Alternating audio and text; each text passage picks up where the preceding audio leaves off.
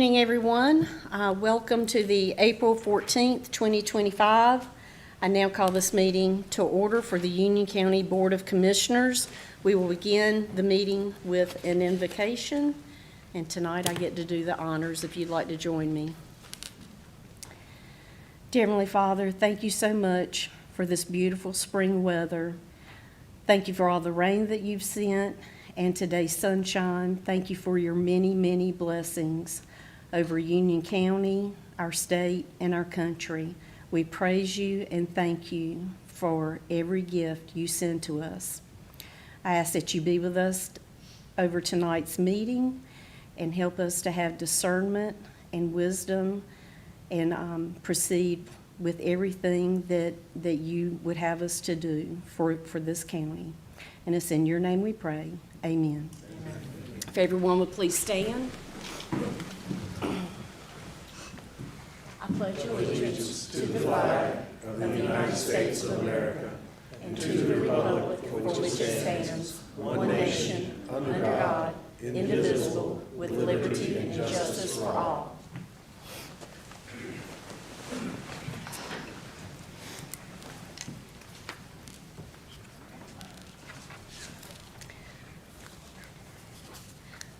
The next item on the agenda is informal comments from the community. We do have some people that have signed up to speak online and tonight.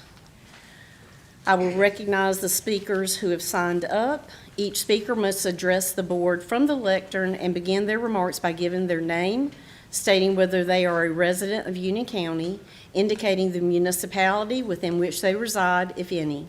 Each speaker will have 3 minutes to make remarks. A tone may sound at the conclusion of your remarks. A speaker may not yield his or her time to another speaker. Speakers may not discuss matters which are the subject of public hearings, and they must be courteous in their language and presentation. Restatements or repetitive comments by the same speaker, whether at the same or separate meetings, may be ruled out of order and terminated by the chair. Personal attacks will not be tolerated, and speakers may leave written comments and or supporting documents, if any, with the clerk to the board. The first person we have tonight is David Counter.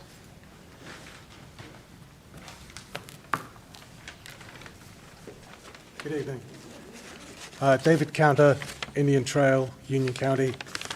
If it's pleased you, it's kind of difficult to talk about, so I've got a pre-prepared speech here. In December 2021, Lee, my wife of 11 years, was killed by a motorist driving 30 miles per hour over the posted speed limit. In an instant, her life was snuffed out like so many others on North Carolina's roads. Excuse me. And mine was forever changed. The 7-car wreck in which she died occurred on the I-485 overpass, straddling Mecklenburg and Union counties. The following months are among the hardest of my life. This period was made all the more difficult due to the lack of support and advice that survivors and the families of victims of road traffic violence are given. I was diagnosed with chronic depression and eventually referred to the Charlotte-Mecklenburg Police Department's Victim Services Group, which provides a monthly forum at which to associate with fellow victims. Other than this, I was left to fend for myself, as is the case with many others in the same position. In order that something positive might come out of such a tragedy, I formulated the proposal for a network of support groups throughout North Carolina, beginning with the creation of one in our very own county of Union. A copy of the draft proposal has been given to each member of the board, and I hope very much that you will all take the opportunity to read through it. I trust that you will agree that to be seen as caring for one's residents, it is essential to support them at their time of greatest need, and that you will assist me in the creation of a support group. I thank you for the opportunity to voice my concern and to move forward with my proposal. Thank you. Mr. Counter, we usually do not exchange comments with speakers, but on behalf of this entire board, I want to tell you how sorry we are for your loss. Thank you. And I can promise you that we will, I believe you gave each one of us a copy. Correct. We are committed to reading through this, and I want to thank you for being here tonight. Thank you so much. Thank you.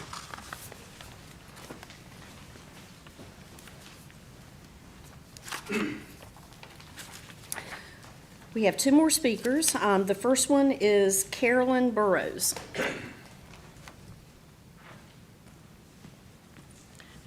Good evening. My name is Carolyn Burrows. I live in the Alton community, and I've been coming and talking for about 2 years now, trying to get somebody to reopen the Shoreline Water Project application process.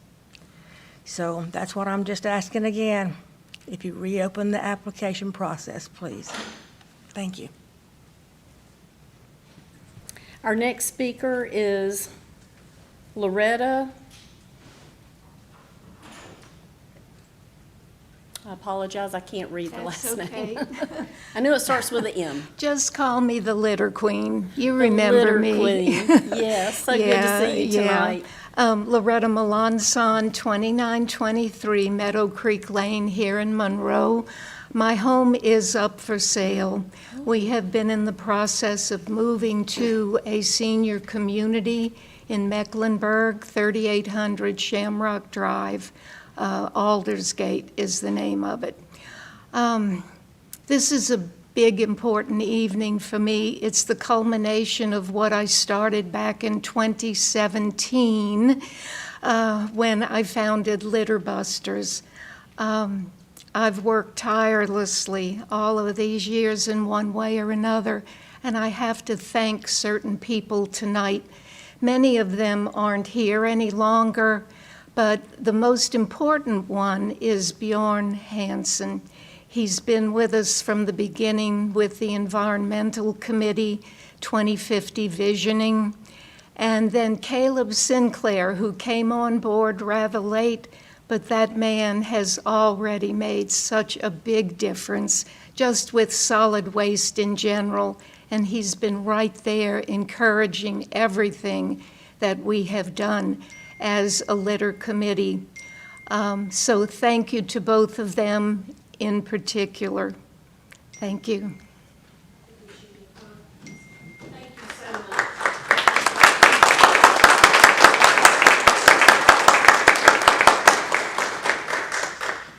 Thank you for everything you've done for our county.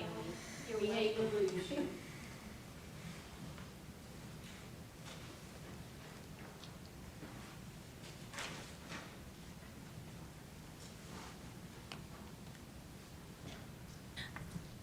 Concludes our public comments for tonight. Has everyone who wanted to speak spoken? Okay, very good. Next on the agenda is item 25-206, the Lifesaver Award. I will recognize our Deputy County Manager. If you want to promote me, that's totally fine. Okay. Okay. We're going to go with Clayton Voynier this night. And you can have that promotion. Thank you, Madam Chair. Tonight it is my pleasure to recognize Wendell Roberts on receiving his second Lifesaver Award with Union County.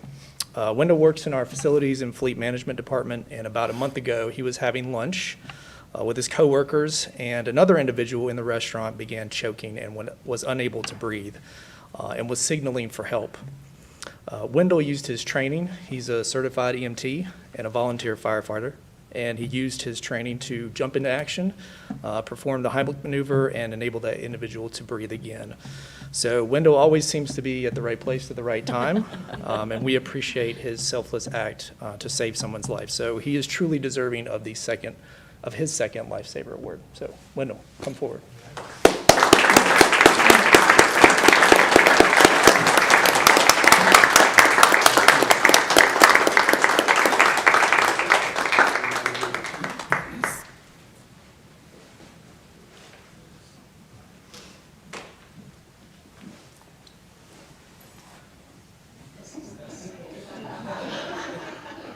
Wendell's my friend.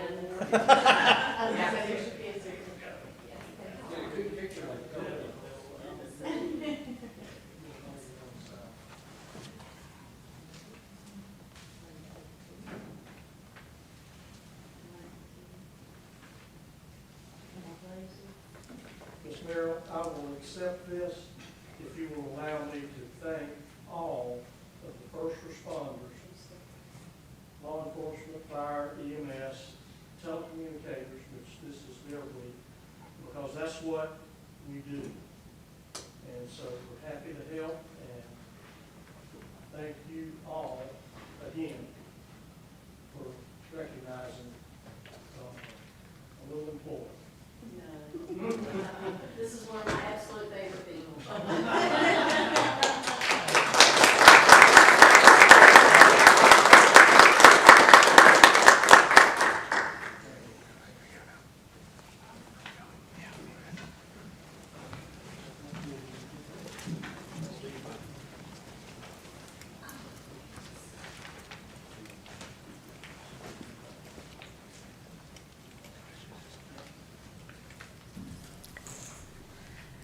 The next item is consideration of the agenda and the consent agenda. Are there any motions regarding requests, revisions, or amendments to either the consent agenda or the business agenda? Madam Chair, Yes. if there's no amendments, then I'll make a motion to adopt the consent agenda as published. Very good. All those in favor, say aye. Aye.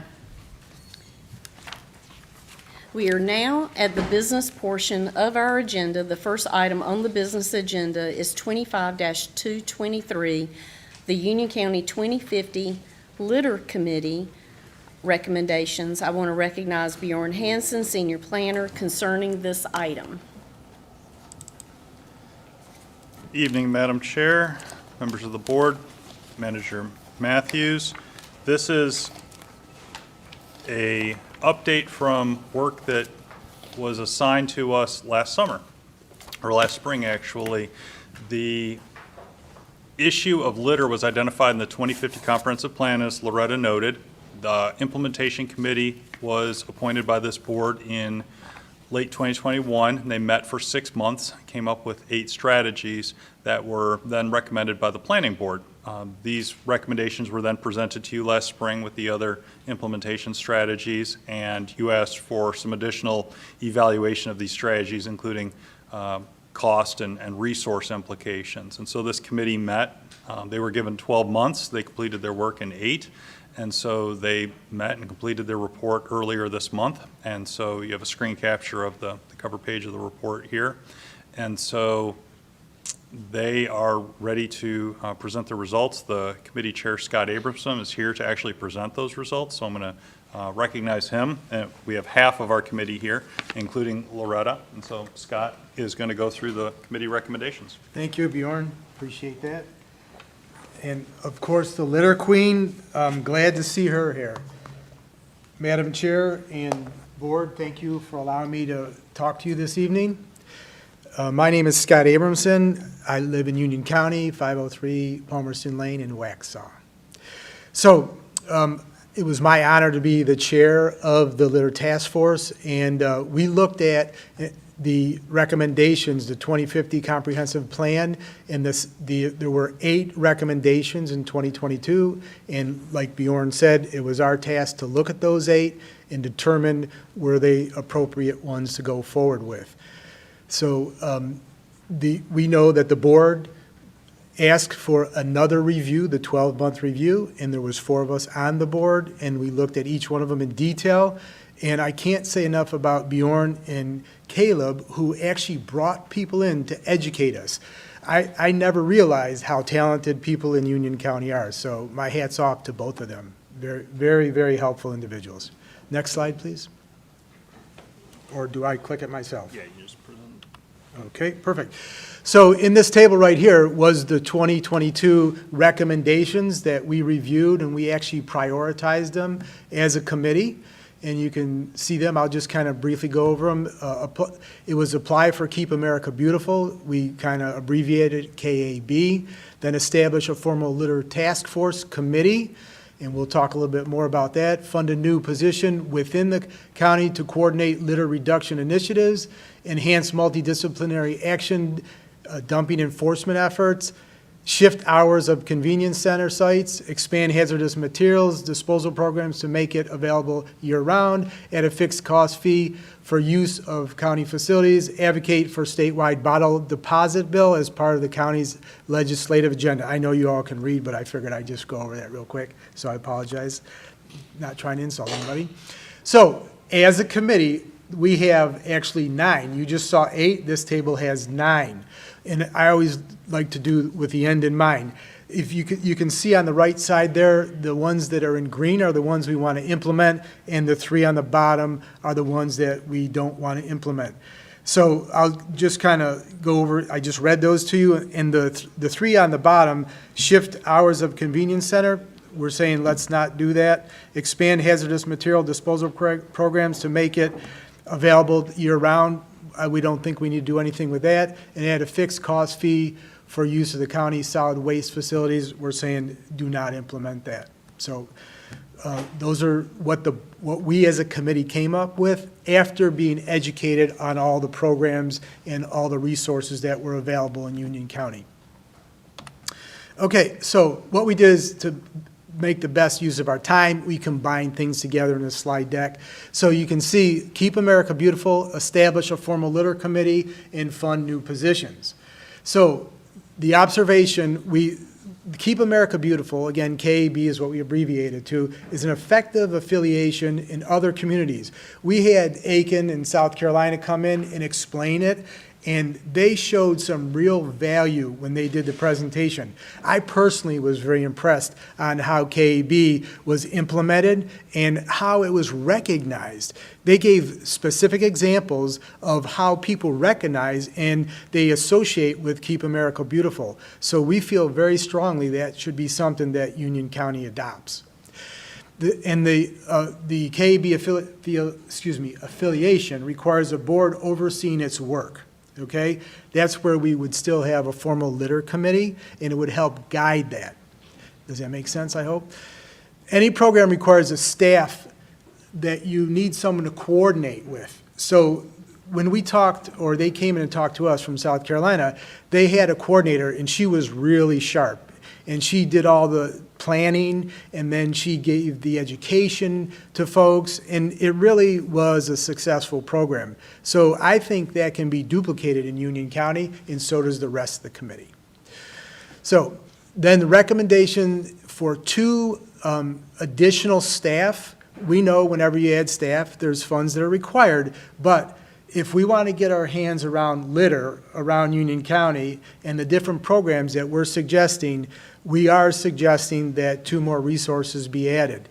And so I hope you will consider that in the appropriate context. So the staff would report to the solid waste director, which is Caleb. He knows how to manage people well and get things done in the proper way. And then for the Keep America Beautiful, we would have one that said, Keep Union County Beautiful, right? So we'd stay in the same kind of context as that, and everyone would still recognize it very clearly. So it's always about dollars, right? So the annual cost of doing what I just mentioned would be $200,000, $250,000 per year, including salaries, benefits, and equipment, but there's a one-time cost for a truck. So that would just be the one-time cost. I'll take questions in between if we need to. So, Madam Chair? Yes. Actually, I do have a question regarding the Keep America Beautiful designation. Yes. Then, so the membership for this, so there's a startup fee of $1,650 and then a $1,000 annual membership. Forgive me if I missed this, but what is included in that annual membership? yeah, so what you're really doing is you're getting the backing of all the Keep America Beautiful experts. And so they're resources, right? So anytime you have a resource or someone who's going to really mentor you, that's what that fee covers, is what we understood when South Carolina folks talked to us. And they, there's other things, and maybe Caleb and Bjorn, you could mention that at another time to the board, but I know the resources that are available within KAB, that's what that $1,000 is. And you get the backing of Keep America Beautiful experts. Does that make sense? $1,000 is pretty minimal when you think about how big that program is countrywide. But thank you for that question. It's a very good question. So a little more detail on the cost. The coordinator position would be $60,000 to $70,000 per year plus benefits. The field worker as part of the crew for litter pickup would be $50,000 per year plus benefits. And then we would need material, $30,000 to $50,000 per year for marketing, cleanup equipment, and office equipment. When you look at the cost of things today, those are actually pretty reasonable costs, and those salaries are on the low end of the scale if you look at salaries at today's wages. Then Keep America Beautiful, you just asked about what those costs are, so I won't duplicate that. And again, just reiterating that that pickup truck is only $55 one-time fee. I have a question. How long Yes, is staff projecting the pickup truck's going to last? Because that's not a one-time fee, that's going to be a reoccurring ever so many years. True, that is very true. So typically, a pickup truck, you could get anywhere from 4 to 6 years out of it. And then you would have insurance, oil changes, tires, Yep. you know, so there would be ongoing cost. That's- Fuel, That is true. That is true. And that could be part of the 30 to 50,000 for materials, equipment. So it's embedded in that cost when we were thinking about it. Thank you for that question. Other questions, thoughts? I have a question. Yes, sir.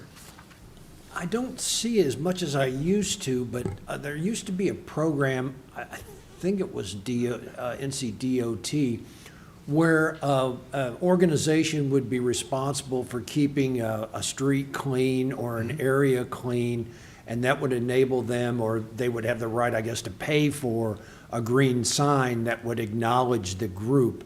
Is that still active? I don't see many of those signs around anymore. Yeah, so it is, because we talk about it during the litter task force meeting.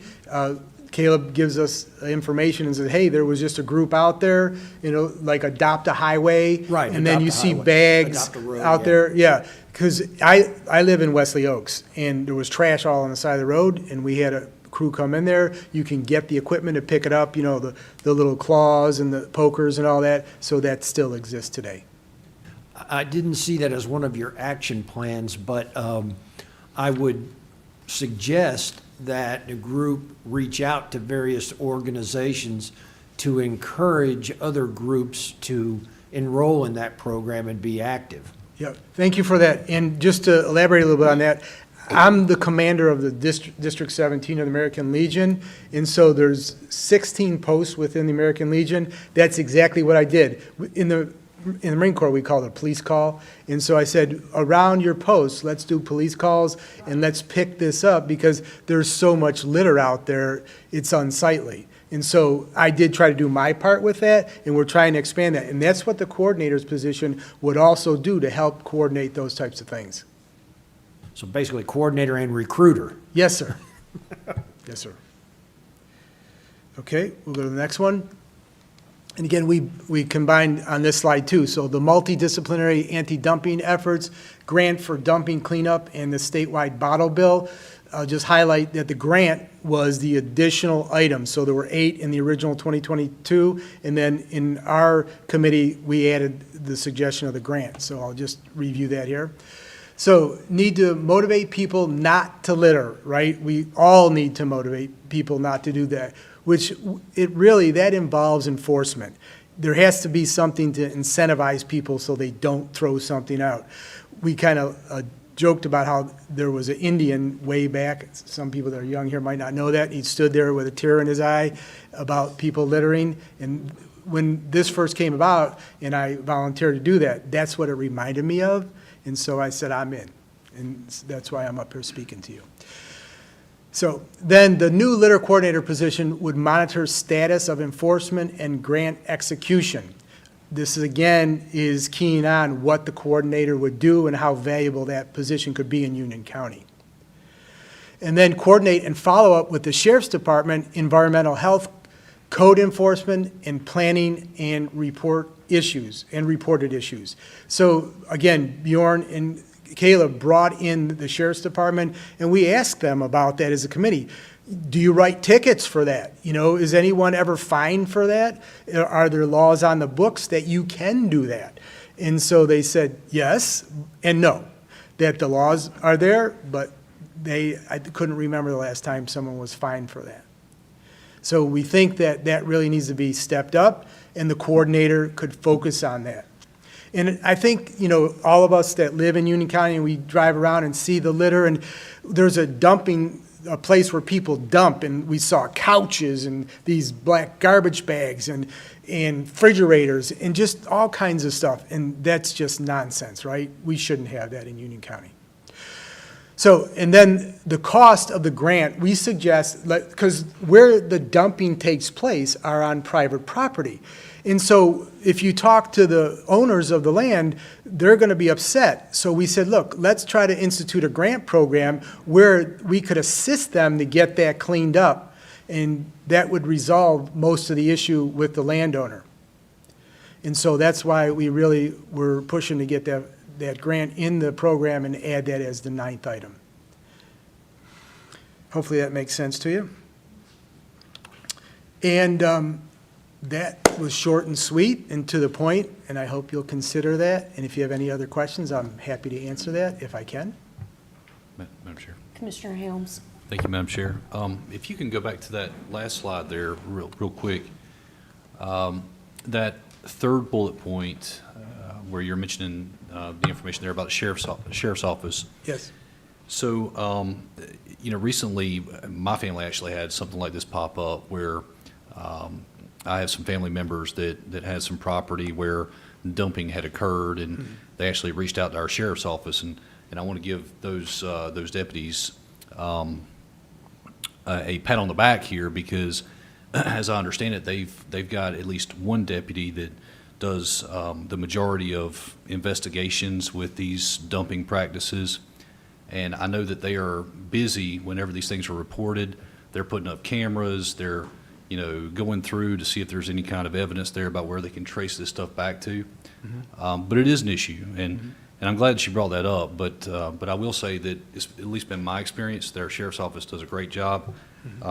Sergeant Presson, I'd like to recognize him because, again, you know, those folks are following through when these things are reported.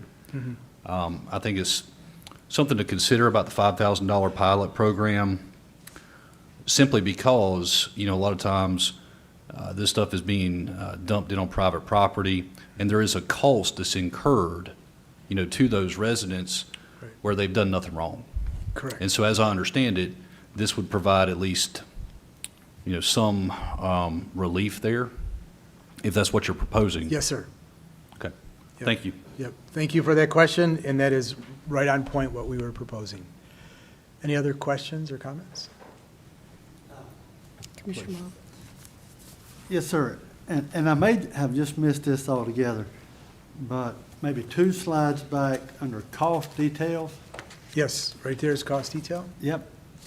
$1,650 application and $1,000 annual membership. Yep. Can you touch on that again? Evidently, Yeah. maybe I took a nap, I don't know. Yeah, so I'll do my best. So from what I understood when the KAB folks came in to talk to us from Aiken County and the other town, there's initial, like, initiation fee to get all set up and get in the system and get acclimated to how they do business. That's the $1,650. And then the $1,000 is the annual fee. So you'll have the resources available, because money is time. So if you're using their resources on a state level, even a national level, there's a cost to that. But again, a minimal cost, $1,000. So, ma'am, if you don't mind, so what resources would we be using? What do we get for that $1,000? Can you go into some detail about that, please? Yeah, and that's why I brought some extra paperwork, so in case you were going to quiz me on that. So just give me 1 second to review here, and then I'll give you the best answer I can possibly give.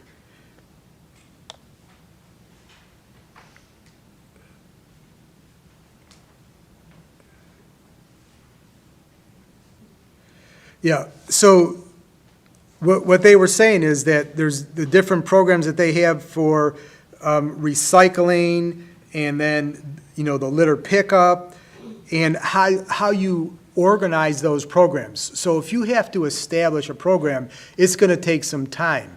And so they have the experts in each of those different categories, whether it's recycling, whether it's a pickup, whether it's a community event, and they'll actually send someone out to help you organize that event. And they have like a canned program, kind of like a franchise. So when they were speaking of it, that's what it made me think about, a franchise. And so a franchise fee nowadays is like $700,000. They're only charging you $1,000 annually to use that franchise knowledge. And that's really the analogy that I thought resonated with me. Does that make sense? Madam Chair? Yep. Yeah, I want to thank Commissioner Balkum and Commissioner Helms for bringing that up. Pardon me. Because I think that my concern, the reason why I asked you about that earlier is, you know, if we're paying, you know, $1,650 and then an annual membership of $1,000 just to have a sign located somewhere, then, I mean, I don't know that there's value there. You know, we want to make sure, even if it's $1, you know, that we're providing value, you know, to the county with the money that we spend. So I appreciate that explanation. Yep, I agree. And just to reiterate about when a franchise kind of methodology is used, those experts are sitting there supporting other communities, and to get their time is why you pay a fee for it. Other comments, questions? All right, thank you, appreciate your time again.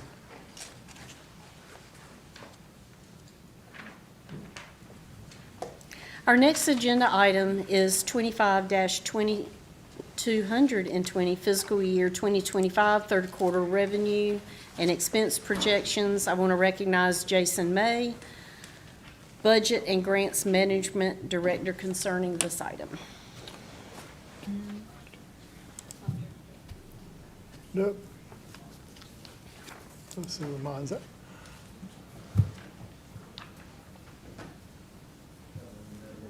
What? There you go. I got it. Sorry.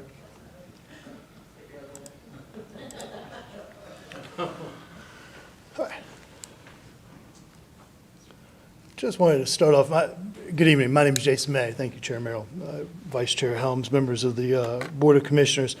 I wanted to start off this evening by saying thank you, because listening to you all question the gentleman about the Keep America Beautiful process warmed the Budget Director's heart in asking how long the pickup truck and the other equipment was going to last, because that's what we're in the process of doing right now. A lot of what I'm going to walk you through this evening is a rehash from Thursday. We are in the process right now. The third quarter for FY25 ended and closed in our financial software on April the 10th, so last Thursday. My team is right now working very feverishly to be able to get third quarter report pulled together for both revenues and expenses for the year. So I do not have that this evening, but what I will walk you through is a little bit more detail from what we discussed on Thursday. We are working very hard to try to, the 1st of May, bring the third quarter report for you. So I apologize for not having that this evening. Wanted to start off by, again, kind of going back through our current bifurcated tax rate. I think everybody here is aware of that and be able to understand that. I wanted to kind of a little bit more detail from what we talked about on Thursday. So again, it's a revaluation year. I know that that's the hot topic at the moment. But before we get to reval, my team does some work to be able to make sure that we continue to receive organic growth for ad valorem. As we discussed on Thursday, this is new development, rehabilitations on properties on both commercial and residential. So that work still happens, and we as an organization need to be able to obtain that. So what we do is we look back at the previous 4 years of ad valorem tax growth, and that's been about 4.19%. We run that on the current tax base out, and that provides us about $13,887,506, and that is for all funds. So again, remembering that we have 2, 4, 6 different funds that we're going through, 5 funds that we're going through, this gets broken out in this way. And again, you can see what we discussed with our friends at the Board of Education last week. But you can also see the general fund is going to get about $3.8 million. The debt fund is going to get a little over $400,000, and the economic development fund is going to get about $92,111. Again, this is a revaluation year. We're working with our friends in the tax administration right now. We're using a growth rate of 47.27. That will change. Mr. Harrell is going through his appeals process as we speak, and so we're working through that right now. The revenue tax rate is 41.59 cents on the $1,000 mill. And then our revaluation number is $6,081,022. I want to talk a little bit more about sales tax dollars. Again, since Thursday, market rebounded on Friday, kind of continued to go down on Monday. And so we're in the process of watching this. When we have that much economic uncertainty that is pumped into the economy, it just gives us all pause. Trying to figure out, again, what we're going to receive quite literally 16 months from now. At that 4% that we discussed on Thursday, that provides the general fund a little bit over $2 million increase. And again, the education debt fund a little over $904,000. Again, key dates, we're looking to be able to receive the Union County Public Schools budget request in detail on the 15th of May. Looking at the end of this month to be able to get the manager's recommended budget to the clerk. June 1st, we look to be able to do that presentation and public hearing, and the 16th of June, we look to be able to pass that budget. With that, I'm more than happy to answer any questions that I may be able to try to do this evening. Jason, would you do me a favor and go back to the slide with the penny value and that? I just want to Yes, talk sir. about that for a second. Yes, sir. So again, we are still obviously still running through the budget process, and this number, it may change some, but I'd like to point out to the board and to the public that we are, number one, required to report a revenue neutral tax rate, and that revenue neutral tax rate includes that organic growth. The General Assembly's calculation for how you come up with that includes organic growth. That's how the calculation works. That number there in the middle of the screen is 41.59 cents on the 100. Our current rate is 58.85 cents on the 100. That's a significant decline from current rate to revenue neutral rate. Now, what the board will have to talk about are some of the other challenges we face with debt and some of the other things that have been voter approved that you're going to have to build into your budget. And that's what we're working on at the staff level, Jason and his team and Beverly. And so we will obviously bring to you a budget that has to address some of those future needs that we have. But rest assured that we will be coming to you with something very close to what this revenue neutral rate is here. So you can see it, you can understand it, and so the taxpayers who are concerned that we're going to keep the same tax rate, that's not what we're going to do. We're not going to recommend the same tax rate. It will be lower. Also, if you'll see down below where it talks about the penny value has gone up from a little over 4 million, I believe, to a little over 6 million. And that may change a little bit between now and then, not a lot. Again, as we get more data and better data, it does change just a bit. But as you can see, a penny generates a significant amount of additional revenue. So that's the reason why the revenue neutral rate is significantly lower. And I'm confident that when we present the manager's recommended budget to the board, you will see that we've done our best to stay as close to that as possible. So I'm happy to answer any questions you might have, but I did want to point those things out so the public could hear that, the board could also understand that.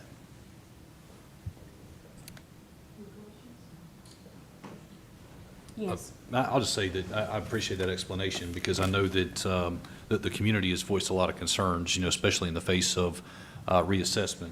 And so I know that, probably every member of this board has been contacted about that. And I'm glad to hear that, staff has as keeping as close to revenue neutral or revenue neutral as what we can get in mind with manager's budget. Real quickly, though, the value of a penny, Brian or Jason, can you guys maybe go into maybe a little bit more detail about how that's calculated for the benefit of not only our board, but also the public? Would that be possible? I'll take the lead on that. So what we do is we run through, like we discussed earlier, we have our tax base at the end of 2025. We add the accelerator on there, the average of what its growth over the past 4 years. That gives us a new number. We run that through. That gives us the number that we have here, right here, the 13.8, almost 13.9 million.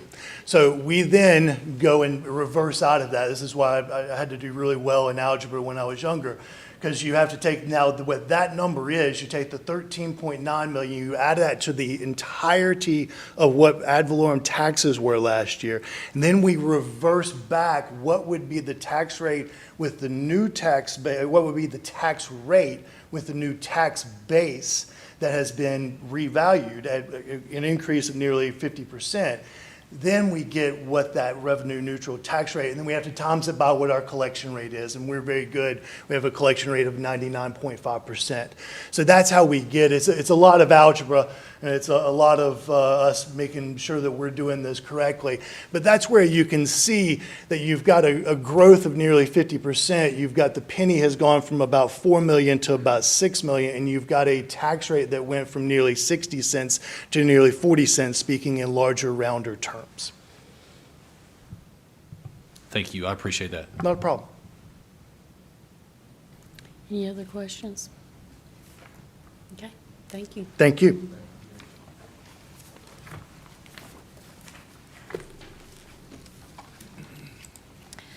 The next item on business is item 25-208, Capital Improvement Plan Budget and Debt Planning.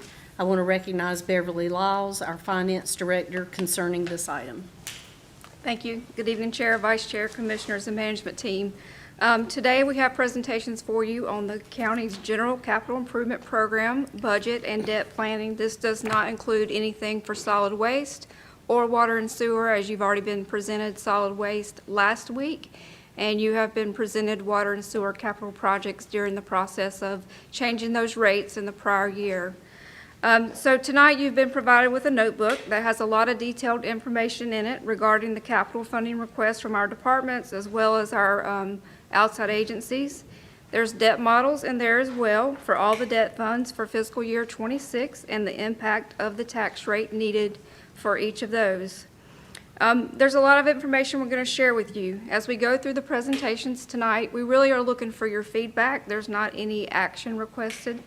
We're going to hit the major highlights. We're asking that you let us know what your priorities and goals are for the future for capital planning purchases, especially for those major capital projects that you'll hear from facilities tonight. We're going to take a look over the next 6 years for those major capital projects. The feedback that we get from you tonight really helps the management team, myself, the budget team, and then we go back to our financial advisors and ask for assistance to determine, based on your goals and priorities, what we can afford and how do we need to finance those items that we may not have an ongoing revenue source for today. To begin with, I'll be doing a very high-level overview of the Government Finance Officers Association capital planning best practices that is used nationwide from local governments to put together their capital budget. I will also do a 5-year summary of all capital requests from the departments. Following that, you will hear from our Facilities Director, Chris Boyd. He will go over major capital projects in detail, but within your notebook in Section 2A, there is a detailed list of all CIP projects, including the repair and renovations, ongoing capital request, so you can actually see what all that actually funds from a very low detail project level. Following that, Deputy Manager Patrick Nyland will discuss the CIP needs for public safety, emergency 911 communications, and parks and recreation. Also in your notebook for those departments is a detailed list of the requests that we received from Union EMS, along with the replacement schedule for the volunteer fire department's air pack replacements. And then Parks and Recreation, they also have a detailed schedule for their repair and renovation request in Section 2C. Following that, you'll hear from Clayton. He's going to present on the needs for information technology and security and risk management. And then I will finalize the CIP presentation to discuss very high level the DOT critical intersection program funding, the request that we have received from South Piedmont Community College, and the draft request of the Union County Public Schools capital budget, which you were presented at your meeting on Thursday night as well. In your notebooks, there's also detailed list for the project specific for South Piedmont and for Union County Public Schools for the individual project detail of what makes up those funding categories for them. Following that, I will present information on all of our outstanding debt and the upcoming debt issuances and the tax rate impact for those new voter-approved bonds that we'll be discussing.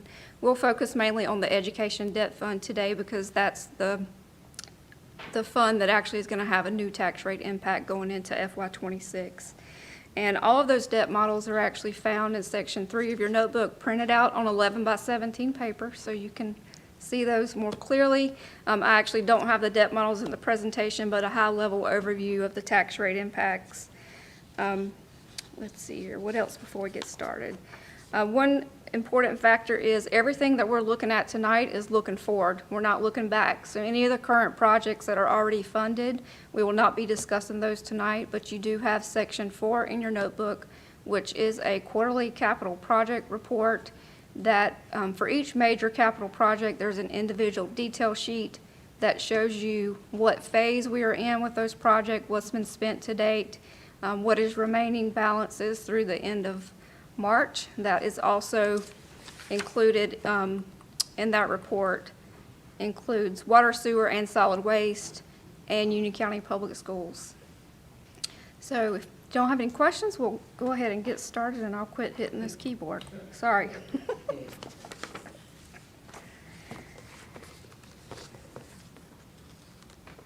So for the Government Finance Officers Association, best planning practices for a capital improvement plan, the things that we have to worry about internally as staff and as a board, first is, do you have a capital planning policy in place? And for Union County, we do.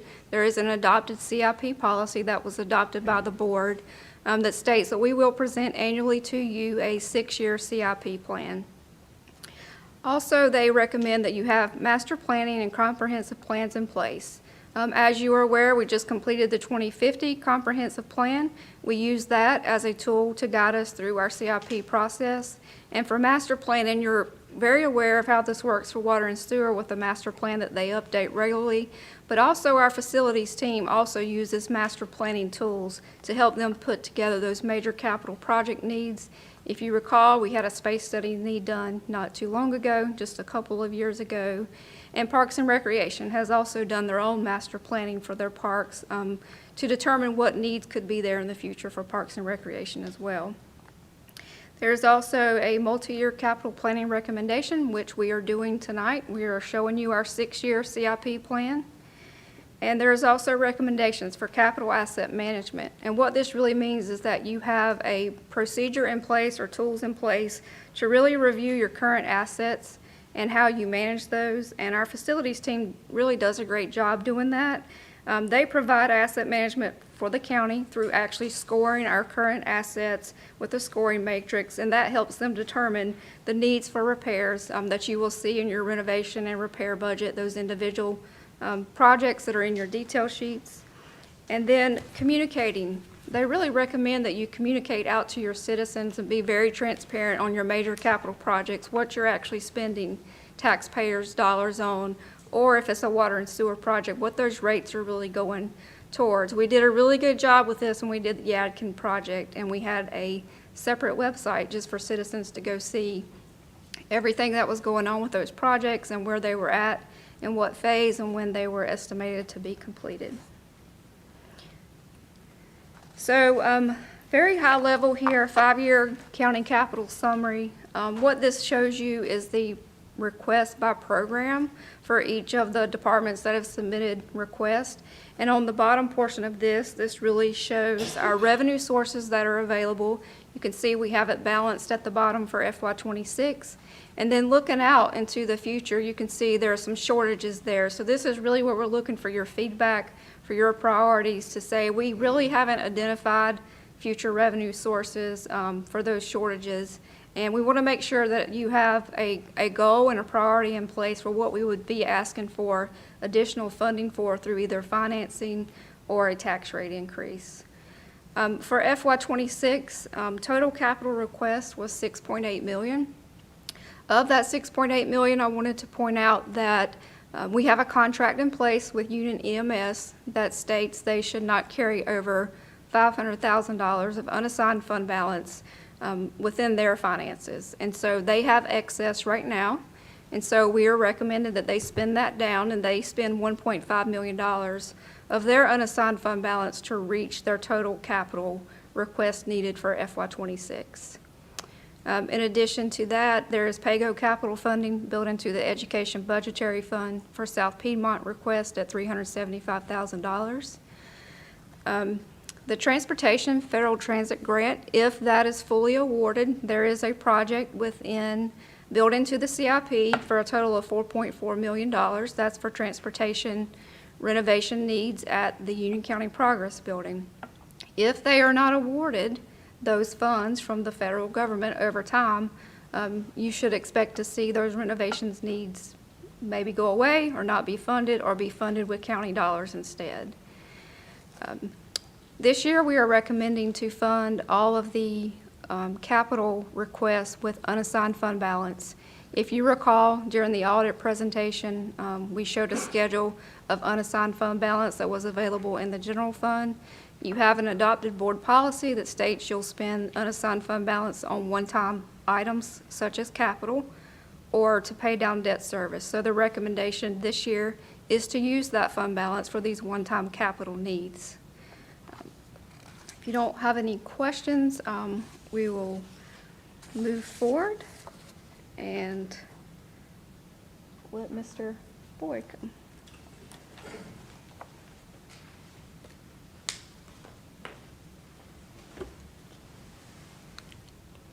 Well, good evening, Commissioners, Madam Chair, Mr. Vice Chair.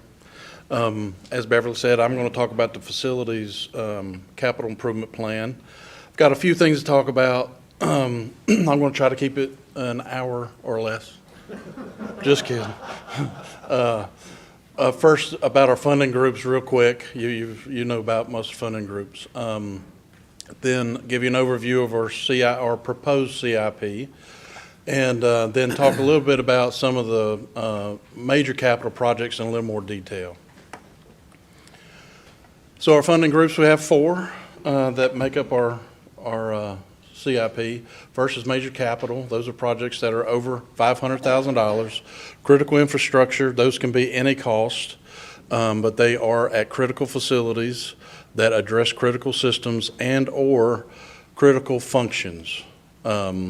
Next is facility repair and renovation. Those are projects between $200,000 and $500,000, and then operating capital projects that are less than $200,000. This is a summary of a proposed CIP this year, or for the 6-year plan from 26 to 31. I'll point out the first two items, repair and renovation, operating capital, that if you want more information about the specific projects, they're included in your workbook. I won't talk about all those projects. It's a little more than the major capital projects, so I won't talk about those. But our goal since 2019 was to keep these two lines fairly consistent in funding level.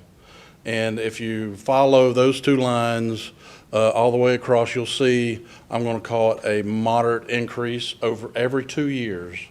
It's about 5% over those 2 years, so 2.5 average annually. This year we are recommending $1,350,000 in repair and renovation, and then $800,000 in operating capital. And again, you can see those projects that are listed in your workbook. Moving to major capital, we've got the jail there, and you see TBD. I'll share a little bit of information about the process and where we are in the process a little bit later. But I want you to focus on 2026. Beverly just mentioned that transportation project. We included it here, but it's important to understand that those are planned to be a federally granted program. It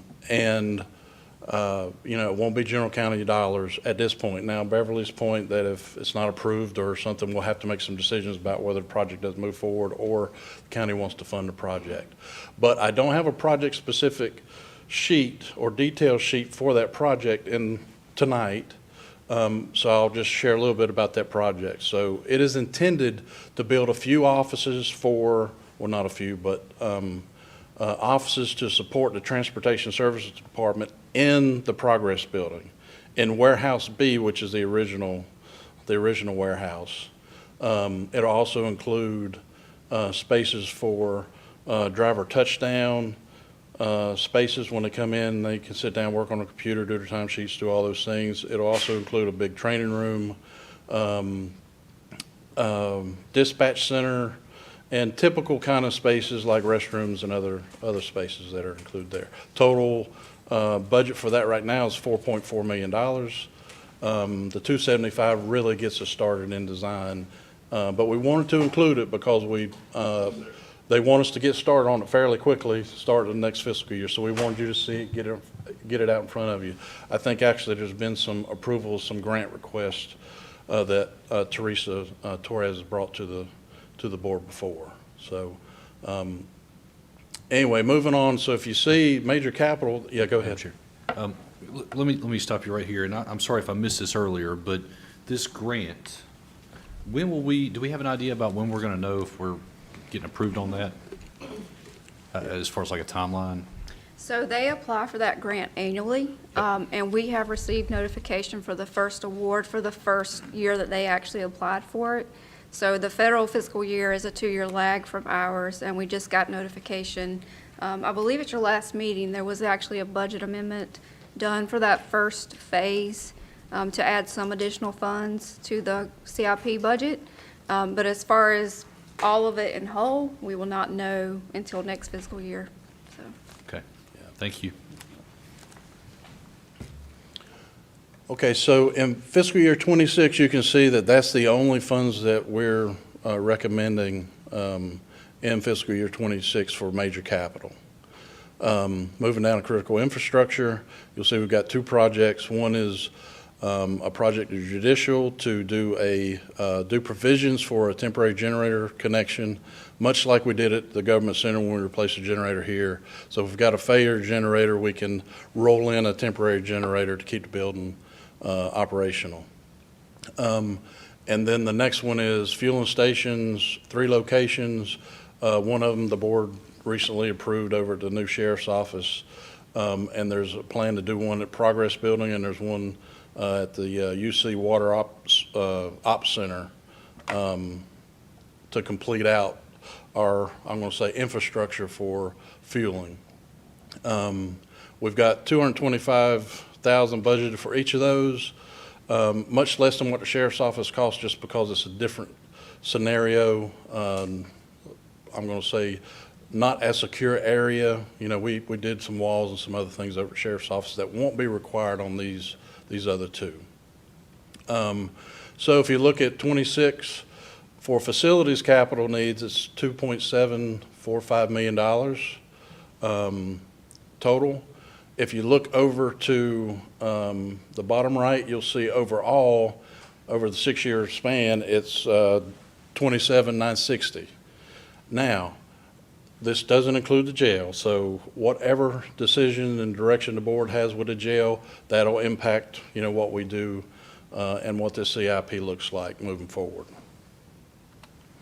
I All want right. one clarification ahead. before we move on.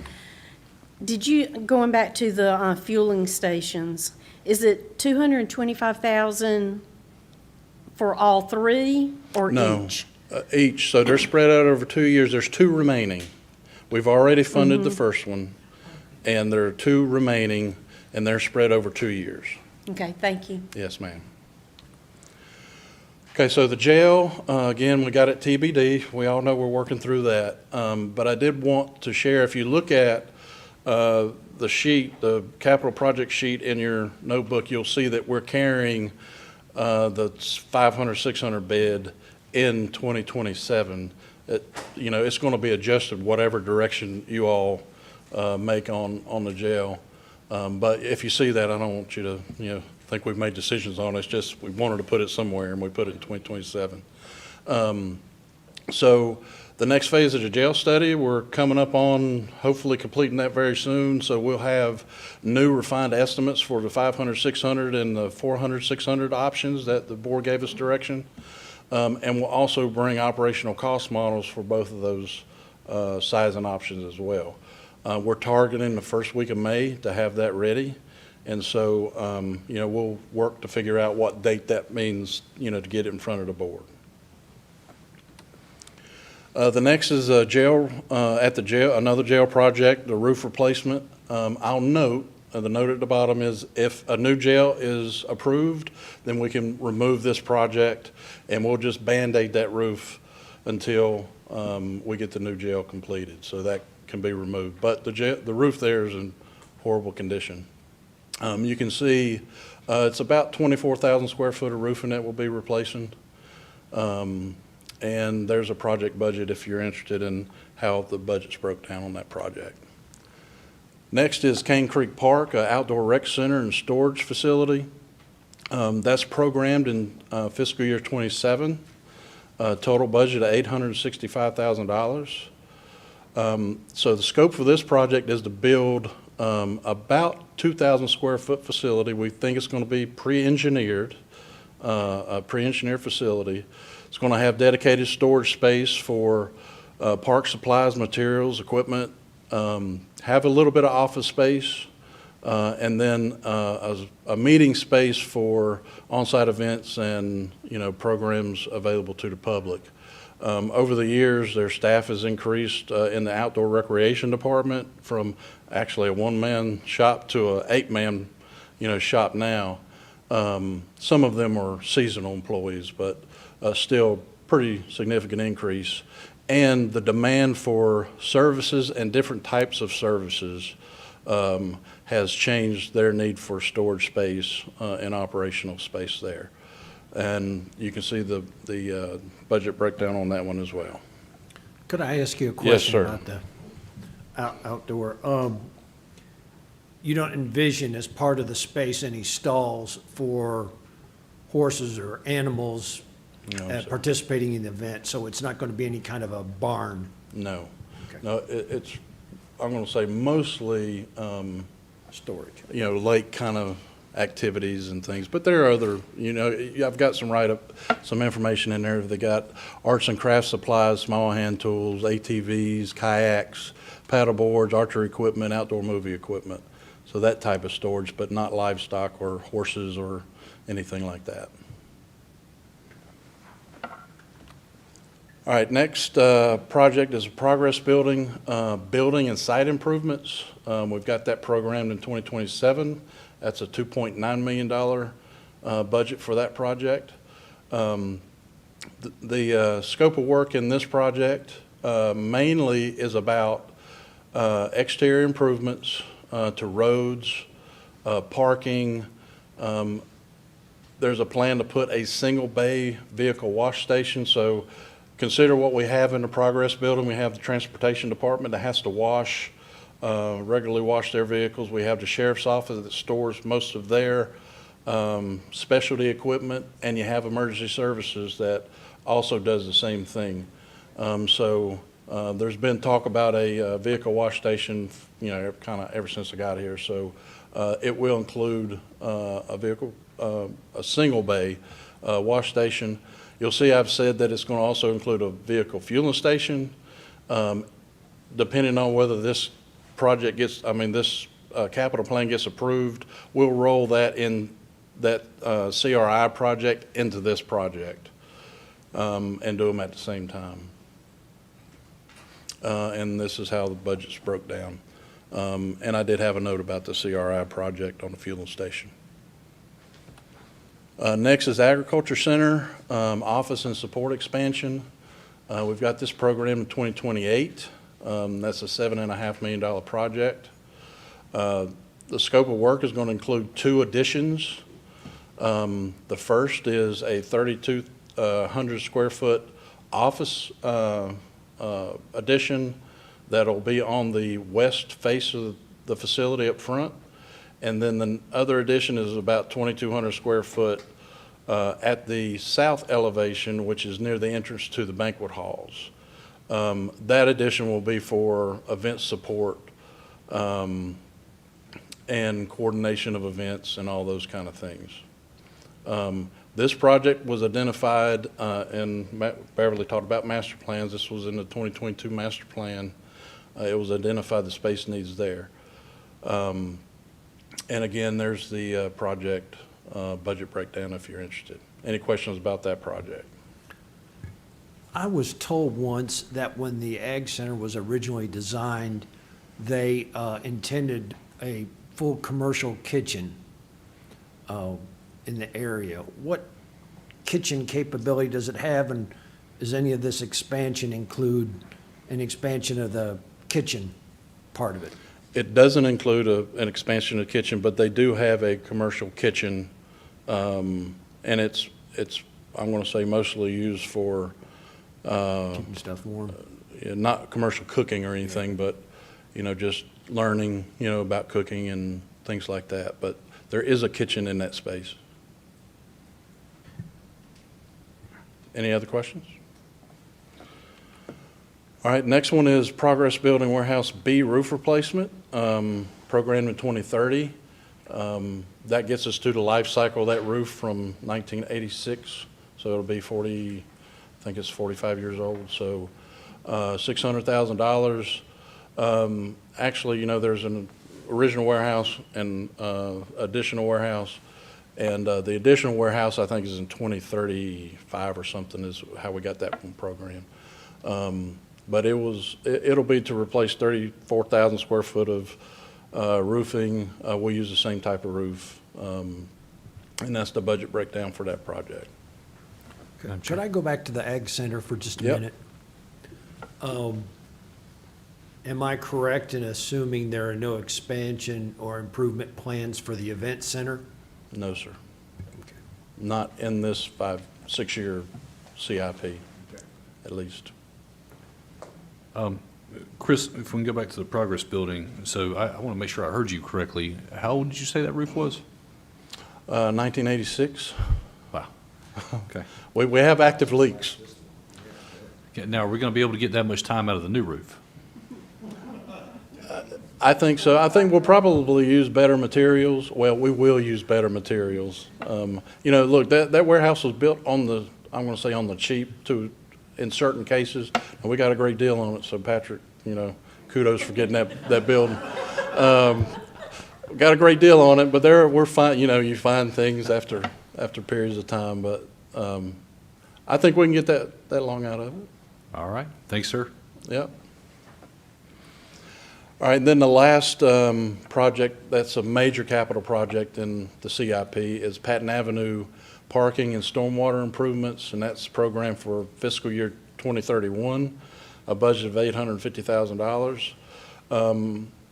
So Patton Avenue is home to our fleet maintenance group and our emergency vehicle installation shop. So that's a mouthful. It's the radio shop. It's what we kind of know it as. And so parking there has been, just a problem from forever. And now that we've got the emergency vehicle equipment installation shop there, it's even worse. But not just the people that come, customers that want service work done, but we also do surplus vehicle storage there, wrecked vehicles, newly delivered vehicles awaiting, processing and all those things. We've got trailers, we've got other large equipment that goes back there, and it's just difficult to move it around, especially when it gets damp and wet. It's almost impossible to move things around. So that's what kind of drives this project. And once you start adding impervious, you've got to do stormwater management, so we'll have to put a pond on that project. So that's how the budget breaks down. Any questions about that project? All right, so any overall questions about the CIP? And feedback for it? Because we're open. This is just a proposed CIP. Just a quick comment, Chris, but, I don't know what kind of roof is on that Progress building, but if we can get that much lifespan out of that thing, maybe we should consider putting that roof on the jail. Well, it's a metal roof, so metal roofs usually have a longer lifespan than asphalt shingles and even TPO and, built-up roofs, so, Thank you, Chris. yep. Never mind. Chris, first of all, kind of a general question, looking down even past the next 5 years to 10 years. We're currently have approved moving on a project to move the water department out to Gold Mine Road and do other improvements. Do you project 5 to 10 years out the need for additional accommodations, office space, non-warehouse, non-heavy-duty space that the county will need, looking out that far? Well, we did that in 2022 in the master plan, and we did growth to 2045, I think, anticipated growth. And, we put together some projects, but really it was too much, too much cost associated with all that.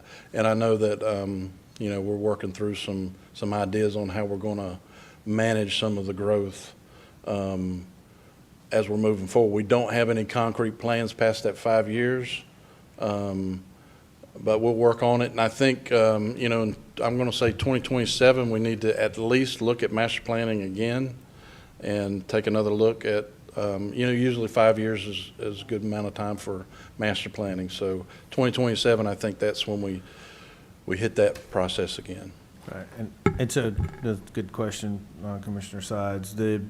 Yes, we do anticipate we'll have some space needs, and as Chris indicated, we are currently looking for ways to accommodate space that we have to provide for other users, like judicial, the public defender's office. There's things that we have to provide space for, and we currently lease several of those spaces. So we're looking at what are the options for getting out of the rental business and, more owning spaces. We are putting strategies together for that. You don't see that in here because we are working on those strategies right now. We will bring that back to the board for you to look at and give us some feedback on that. But yes, we do anticipate there will be some space needs across all areas that we'll have to address in the next 5 years or so. Well, I'd like to offer something to consider along those lines. I realize we're not going to be hitting in stone or voting in concrete tonight. But when I first came on to an orientation, we had in a fiscal year 26 project, design fees for a UCPS administration building. And I don't know exactly why it's gone, but it is.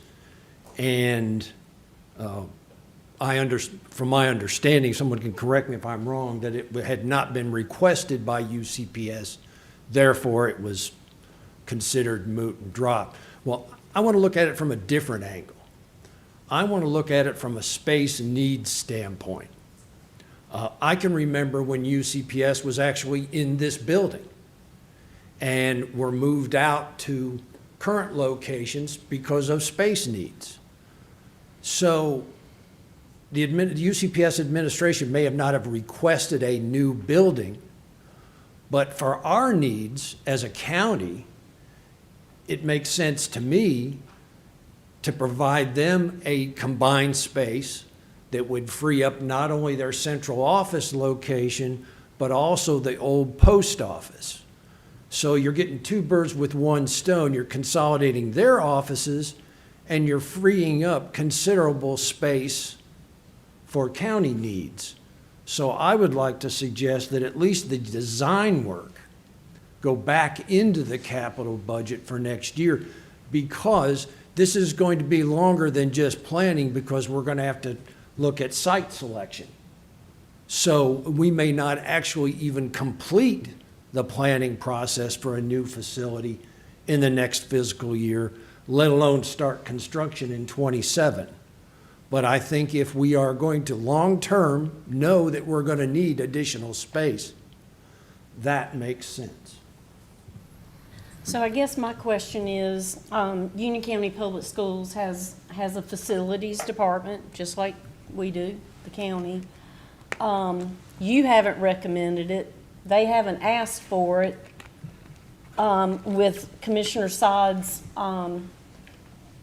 urging of having a new central office, I mean, where do we stand on this? Is this something that you're asking for or not asking for? Sure.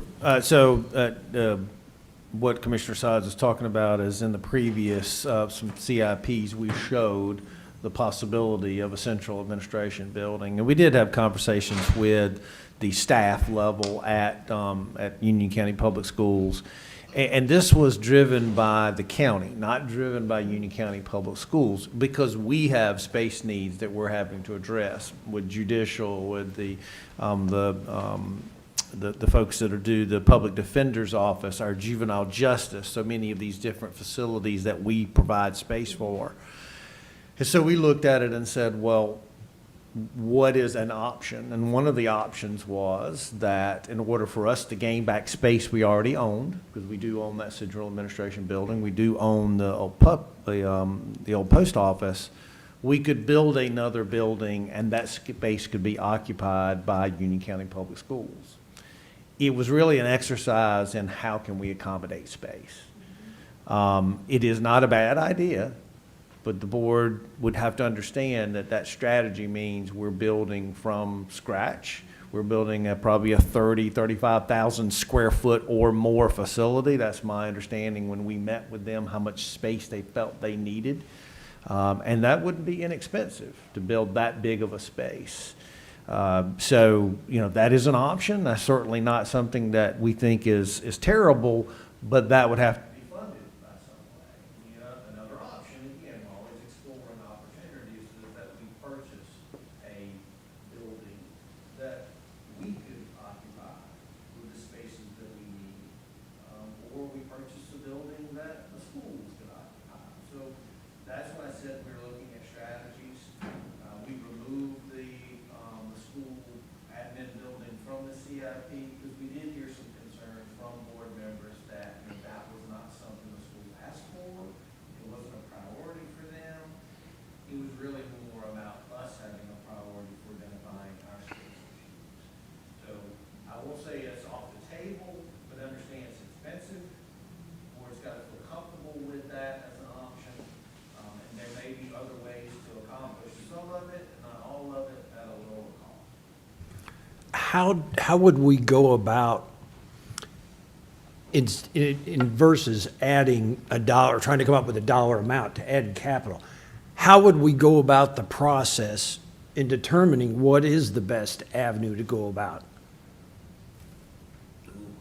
Yeah. Yeah, I would say it's a lot of it is cost-driven. When we presented that to the board, there was some concerns about how much it was going to cost. And so, as Brian mentioned, we are looking at some alternatives and have been looking at some alternatives. They're not included in here because we're not far enough along in that analysis. That could be lower cost. Okay, so we know we're going to need space, 5 years plus. We know we're going to need space. It's a matter of, like Brian said, what's the most cost effective?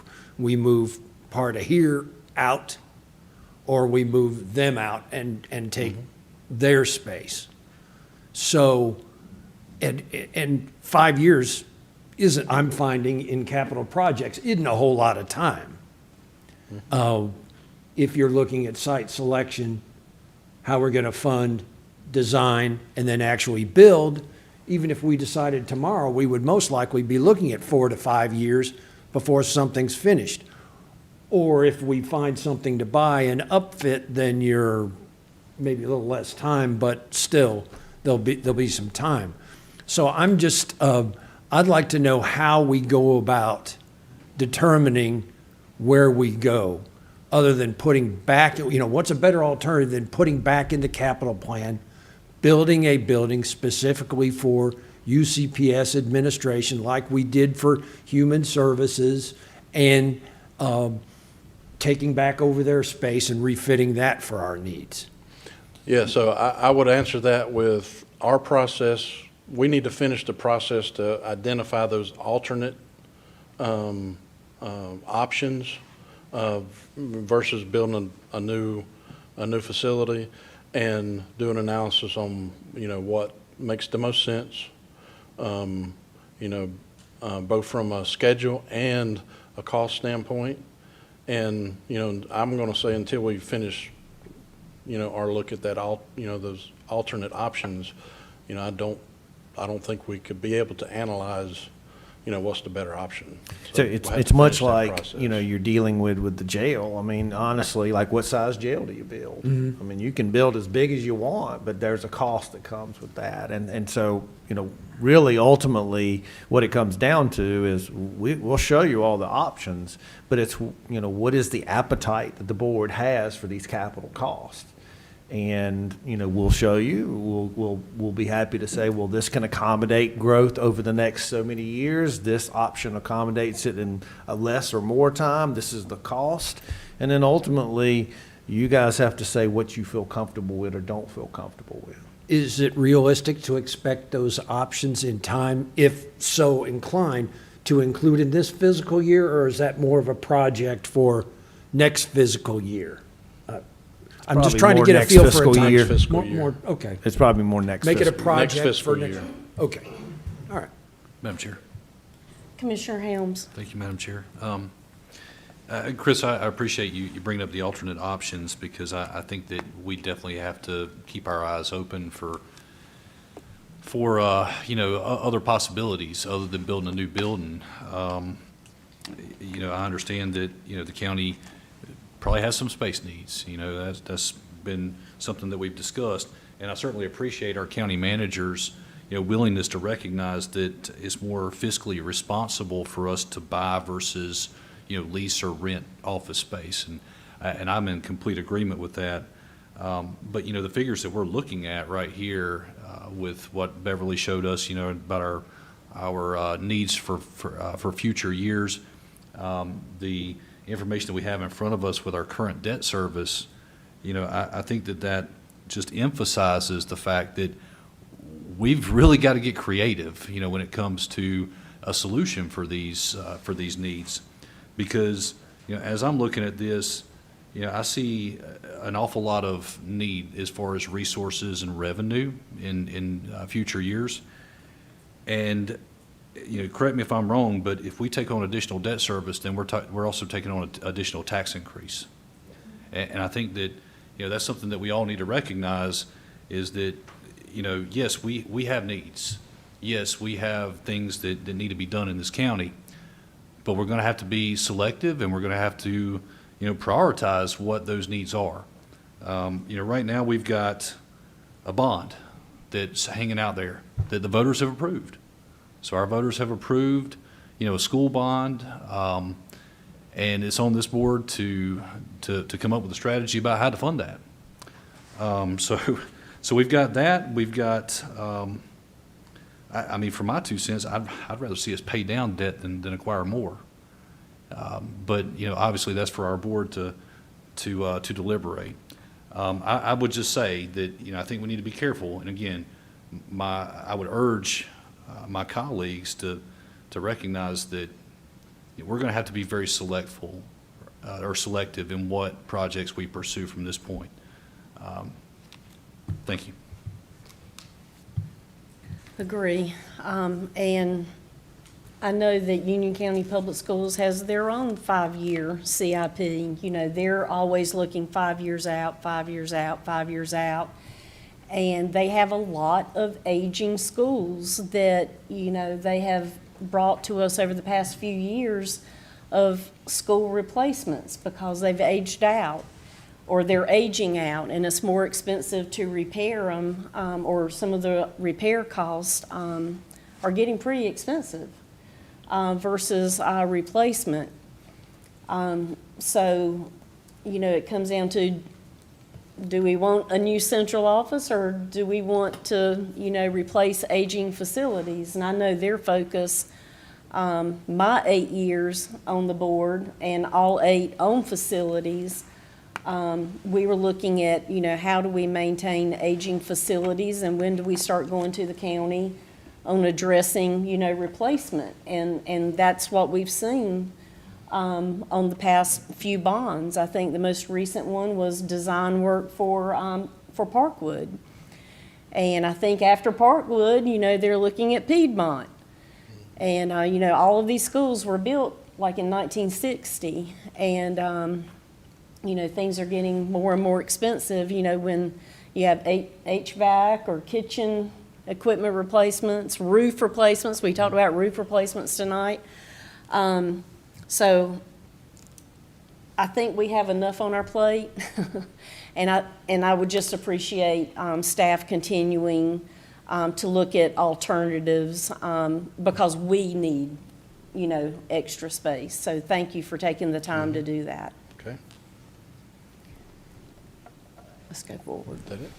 Yeah, I want to echo that too, Chris. I think it's, to me, it's progress that we recognize the issue. And we recognize there's a certain time frame that not only to address that issue, or also when the issue becomes more critical. We need the space pretty quick. So I think that's in itself is progress. And I support you looking at the alternatives of what we need to do to address that, and doing that in a time frame that gives us the options, that we're not scrambling at the last minute because we let this sneak up on us.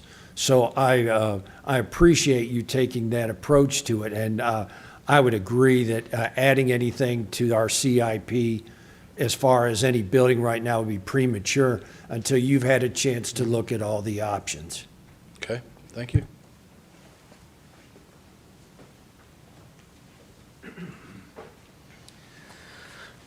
Thank you all. I'm going to talk briefly about some of the public safety and Parks and Rec capital requests. The SCBA Air Pack Fund, you can see it there on the left side of your screen. It stands for Self-Contained Breathing Apparatus, and it consists of a air bottle, a breathing regulator, the face mask, and some of them can be outfitted with thermal imaging cameras, that sort of thing. We started this fund a few years ago because what we were running into is you had departments that were getting to the end of their useful life on these things. Most of these are kind of first generation packs. This didn't exist 20, 30 years ago, so this is newer technology. And when these need to be replaced, it makes sense to replace them all at once, because what you have is different standards over the course of about 15 years. That's a useful life. And those standards change, and some of the old packs aren't compatible with the new packs. So what you run into is firefighters on a scene that if they're stuck in a building and they need to swap out regulators, they couldn't do that. The problem was these packs run from $10,000 to $12,000 a piece. And if you look at a station like Stack Road or Griffith Road, it's small department, small budget, but they still may have the need for 20 to 30 packs. That's $200,000 to $300,000, and looking on that at an annual basis, sometimes that was more expensive than their entire budget. So we looked at it and said, we don't want these costs to impact any one department on one specific year, because you don't want to take a tax rate from 3 cents to 6 cents and then back to 3 cents. So we were able to pre-fund a lot of their needs in these breathing apparatus, and right now we replace a department's air packs in whole as they come up. I will say over the last 6 years, we've been able to replace every department in the county. So we have about a 4-year window moving forward that we won't have to do a wholesale change. In fiscal year 29, we will start the cycle over again. And that's where you can see the $300,000. It's level funded in anticipation and hope that when we get to the need, we will have enough money in that fund to start that cycle again. Right now, there is very little fund balance in that fund because we have replaced all those packs. But over time, you build it up for when the need arises. So that program's been fairly successful, and now we are in a period of hopefully just maintaining that level funding for a considerable period of time. Moving on to EMS, Beverly has worked pretty hard with EMS over the past couple of years to come up with a similar plan, a level funding capital plan. And the biggest cost they have is replacing ambulances. When we need a new ambulance, we don't just buy a new ambulance.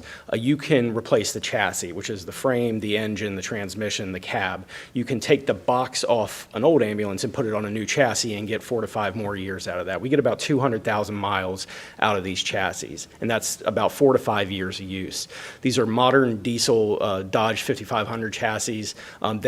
They are reliable. They are not as reliable as old diesel trucks. There's a lot more electronics on them. There's a lot more work that goes into them. We are also in a situation where some of the lingering effects of COVID, chassis are still a very long lead time. So what EMS has been able to do is they've broken it up. They purchase chassis a year ahead of time for the build that comes next year, and they've actually been able to save a considerable amount of money and have the inventory ready to go when they're ready to build them. So what you'll see is every once in a while we will have to buy a complete new ambulance, new chassis, new box. But if we can reuse the box, we will put it on a new chassis and save a couple $100,000 in the process. So you can see from this 5-year plan that the funding for EMS capital is fairly consistent. There's a few dips here and there.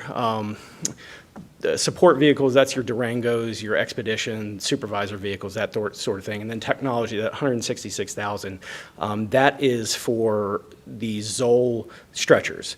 They are not the old school, just metal, simple stretchers. They are very mechanical now. They have electronics to them, and they're very expensive. What we are doing moving forward is as we buy a new ambulance, either a chassis or a box, we are buying a stretcher as part of that process.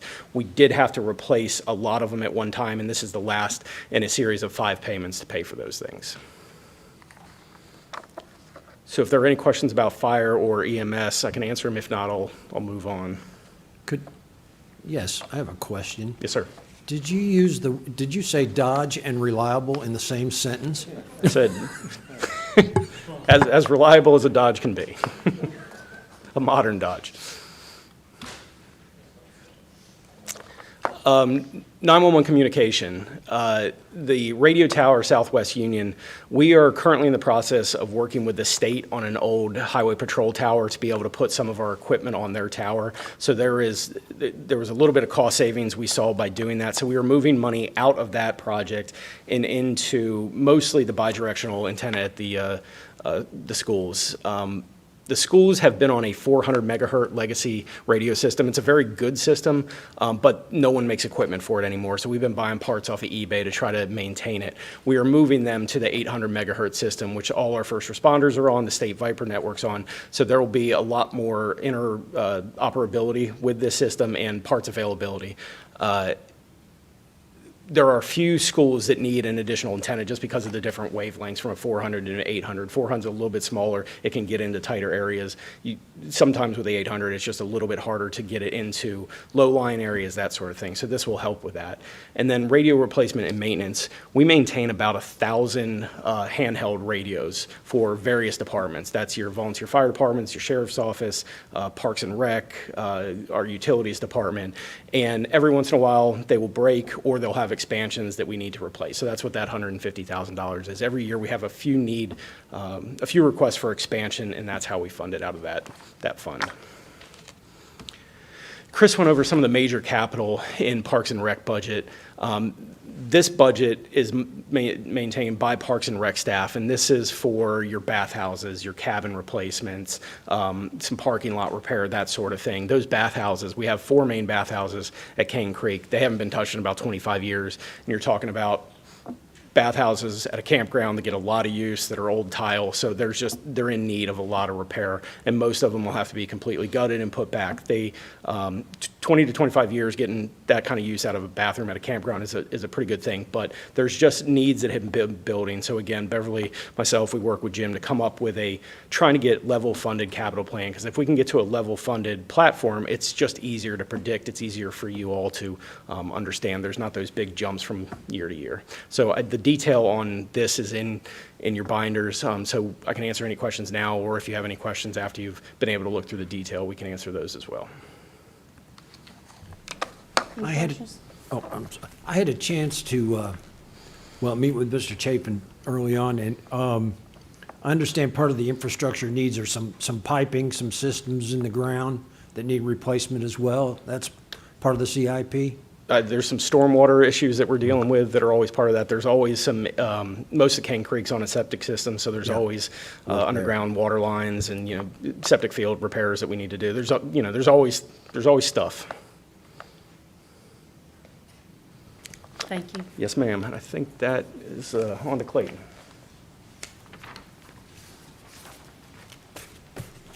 Thank you. I'm going to be very brief in my comments about information technology and security needs.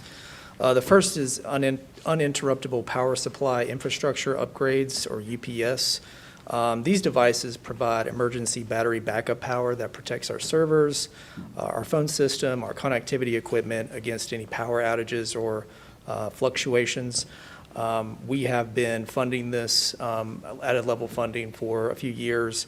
So this fiscal year, we're going to be purchasing 2 UPS devices, and we currently have funds in our budget because we have been funding this over several years. The future years are to cover the maintenance of those 2 devices, as well as a planned refresh that will be needed in the next 7 to 9 years, because that is the typical life cycle for those devices. Pictometry imagery, that's our aerial photography. It provides high-level imagery of land, buildings, and other geographic features. We have been using this service every 2 years, beginning in 2019 with Pictometry International Corporation. We recently negotiated with a company to provide flyovers every year now with greater resolution at roughly the same cost. We think that that is a good deal. So we currently have funds for FY26 in our current CIP budget. Future numbers represent future annual costs needed to continue those flyovers. And we obviously have several departments that use that data, as well as our public that uses our online GIS system. AV equipment, that's just, again, level funding for upgrading and refreshing our conference rooms at county facilities on a 5-year cycle. And then security system upgrades, again, trying to get somewhat of a level funding for cost of equipment and installation for security system upgrades at county facilities, and those will be phased in over those few years. Any questions? Thank you. Okay, thank you. All right, so it's back to me to finish it up. So the only other CIP project for county general fund that we fund annually at a flat rate is our critical intersection projects that we partner with DOT and CARPO on, that you are all fairly familiar with. This has the list of the current and previous projects that have been funded, and Bjorn and the Planning and Zoning Department are now working through some new proposed projects that I do not have listed here, but those can be found on their webpage on our county's website if you want to dig into the details for those future projects. If you don't have any questions or feedback for overall for our general county CIP, or if you do have any, we can take that now, or we'll move into South Piedmont and Union County Public Schools request. Okay. So for South Piedmont Community College this year, we did receive a pretty significant request for $7.7 million. We normally fund them ongoing annual operating R&R type costs for $375,000. We are recommending this year to keep that at the same rate until they actually have a new president in place, so we can revisit their entire CIP needs and their long-term bond request needs once that position has been filled. And for Union County Public Schools, you saw this last Thursday night at your joint meeting with the school board. This is from their superintendent's draft budget. They are going to request, if nothing changes in their recommended budget, around $29 million. Of course, as they presented to you all, this is an increase from their request from the prior year. We funded a flat about $19 million a year, plus some lottery R&R funds for them. So of course, as we bring back their final request to you, this will be updated throughout the entire budget process. So we are not showing you a recommended request at this time until we receive their final recommendation. So now we'll move into the debt presentation. We'll talk about our current outstanding debt and what the debt service requirements are for that for FY26. We will discuss our upcoming bond issuances, the 2/3 bonds and the voter-approved bonds. We will look at our existing and proposed debt service with the new bonds that we will be issuing in July. And we'll look at the voter-approved GO bond tax rate impacts and the estimated debt fund rate that will be needed for FY26 to cover existing debt and the new bonds that we will be issuing. And then also the total estimated tax rates for all debt funds. I wanted to point out that we're not going to spend a lot of time on the general county debt fund or economic development because there is no increase in tax rate required for those debt service funds in FY26 above revenue neutral rate. So this slide here illustrates our current tax-supported debt service cost by year. This does not include anything for water and sewer, so only the debt that is supported by our taxes. So for general county debt and FY26, you can see that line. Debt service payments are going to be $7.3 million. And then for the education debt service fund, around $46 million, for a total of around $43 million in outstanding debt service payments that we're going to have to pay in FY26. So as we're going through the budget process, understand that these bills have to be paid first before we pay any other expenses through the adopted tax rate. The current outstanding principal amount that Brian alluded to earlier is still pretty significant. We have around $416 million in outstanding debt for both the county and education partners outstanding.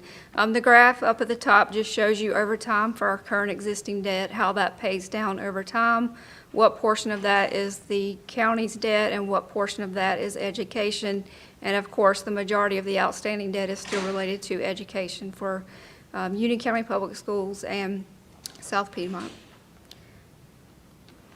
So moving forward into our future plans for bond issuances, as you are aware, in this past year in FY25, you as a board agreed that we would adopt a CIP project for Judicial Center and Government Center expansion renovations. During that time, we presented to you some debt models with the plan to issue a 2/3 general obligation bond to fund this project. And I wanted to point out that when a bond order is adopted for projects such as these, it's really adopted for administration buildings that can be used, the funding can be used for any general county administration building. So as you alluded to, as other alternatives may come available over the next year, if for some reason we didn't need all $13 million of that for Judicial Center renovations or renovations to this building, it can be utilized for the same purpose for any general county administration building. One thing to point out is that this does not require a tax rate increase. We can afford to issue the $13 million in debt without a tax rate impact to the general county fund.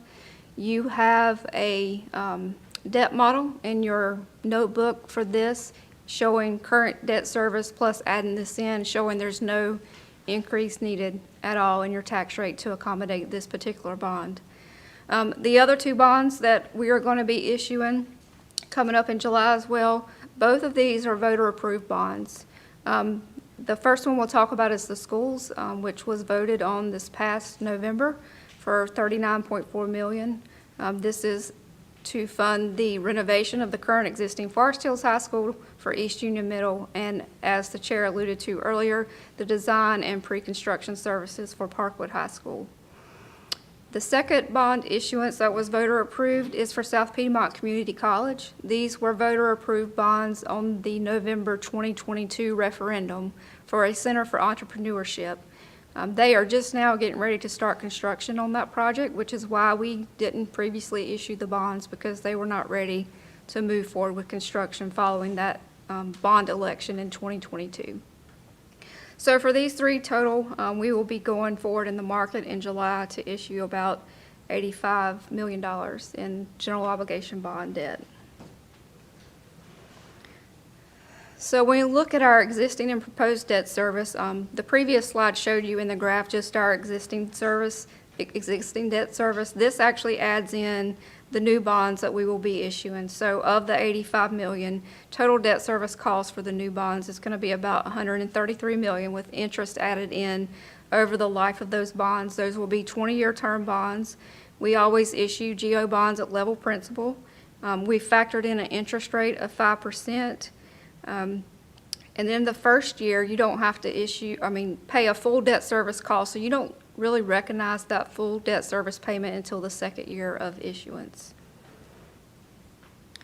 So moving forward, some things I want to point out about these tax rates and the debt models that you have in front of you is that everything that I'm going to be showing on these slides are voter-approved debt for the tax rate impacts. And I think it's important that we keep in mind that Union County Public Schools also had a bond approved in 2022 that we issued in the spring of '23. And at that time, the county did everything they could do to mitigate a tax rate impact. We put county funding into the education debt fund of about $10 million. We also, at the time of the bond issuance, generated premiums that was allowed to go into that fund to help pay that debt service cost down. In the years of FY '24 and '25, we have spent all of that money down. It is gone.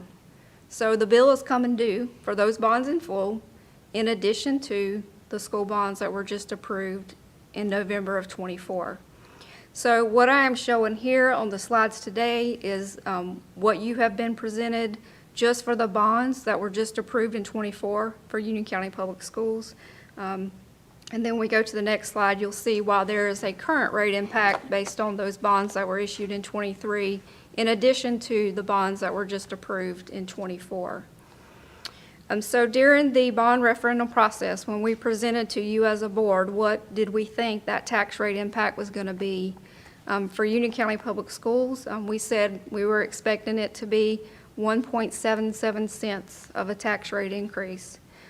For South Piedmont, back in 2022, when we showed you those models, we anticipated 0.85 cents of a tax rate impact for a total of 2.62. But I want you to keep in mind this did not include the 2022 school referendum request. And I actually went back today and looked to see what did we say then that tax rate impact would be. It's not on this schedule, but it was 3.5 cents.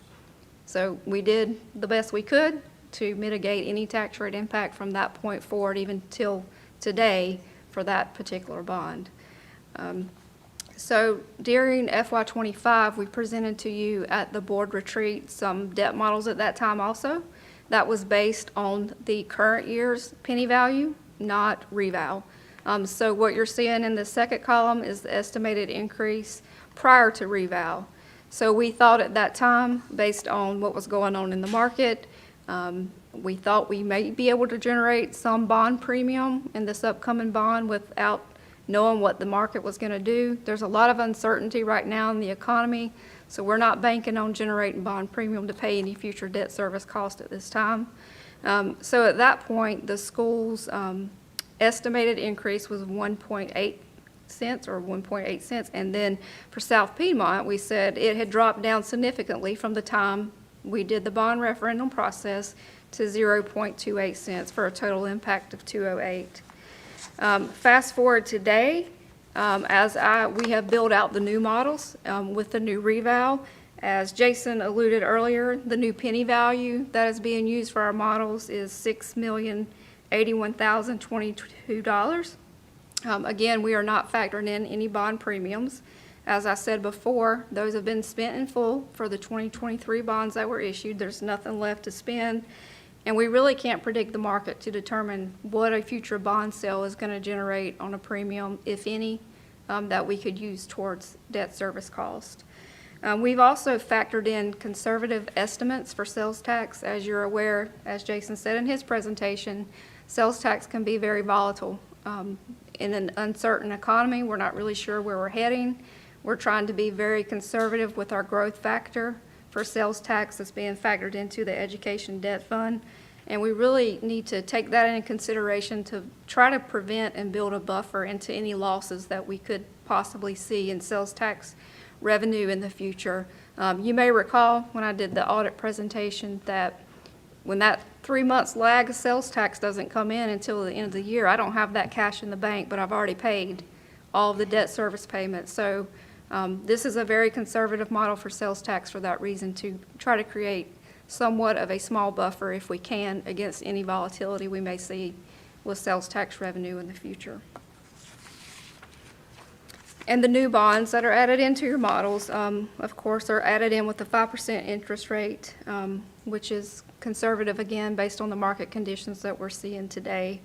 The models also add in the total debt service cost for the voter-approved Union County Public Schools bond and the South Piedmont bond. So with all of those factors added in and with the new penny value, the estimated actual increase for FY '26 for both schools in South Piedmont is at 1.82 pennies now, compared to what we estimated during the bond referendum process and prior to revow. So do you have any questions about that before we move forward? So this is just an example of what an annual tax rate increase impact would be to a homeowner. So for someone that has a property value of $100,000, the estimated tax rate increase needed at 1.82, they would pay an additional $18.20. For an average value of a home in Union County, we would use $450,000 as the property value, so they would see an estimated increase of around $82 above revenue neutral for the education debt fund. Madam Chair. Yes. Beverly, I don't know that we've got this page in our packet, but can we get this sent to us? It's please? in your presentation, but I don't have a separate sheet for it in your packet. It didn't get printed out? We can definitely get this to you. I don't know why that wasn't printed out. Did the rest of it print out? Did it, just that one page? Is this one in there? Huh. Well, we can reprint it and, Yeah, actually, that one's not on there either. Yeah, this one, whatever slides past that are not showing up on the handout. okay. I don't know what happened there. We'll, was it in your email that you got Friday? Well, we'll reprint it and we can get it Yep. to you. Okay. Thank you. Yes, sorry about that. So this is the overall total tax rate need for FY '25 for the education debt fund. Our current tax rate for all current debt is 2.92, and then the revenue neutral tax rate brings that down to 207. And then with the increase needed that we just talked about for all the new voter-approved debt, the increase is 1.82 for a total tax rate needed in FY '26 for 3.89 pennies. And understand, as we continue through the budget process, if these estimates were to change, we will come back and, of course, update you on any changes at that time.